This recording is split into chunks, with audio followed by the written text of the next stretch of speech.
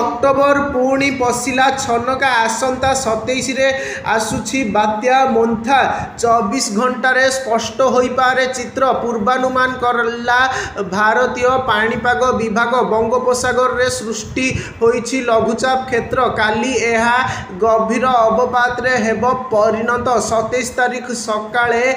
एहा बात्या मोन्थार रूप नहीं पारे बोली आशंका रही ए नहीं आंध्र और ओडिशा उपकूल पाई सृष्टि होइछि बात्या भय हेले एहार गतिपथ एबे सुद्धा स्पष्ट होई नथिबा बेले बात्या पाई पाग अनुकूल रहिथिबा सूचना देइछि भारतीय पाणीपाग विभाग तेबे 27 तारिख सकाळे एहा केउठी माड हेब गतिपथ केउ आडे रहिबो ताहार स्पष्ट सूचना आसीजिबो बोली कुहा जाइछि प्रतिकूल पाग परिस्थिति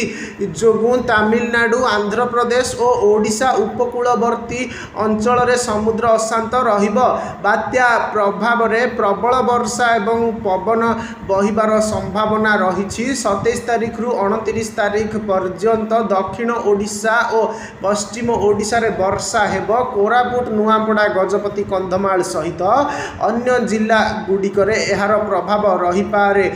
उपकूलवर्ती जिला मानकरे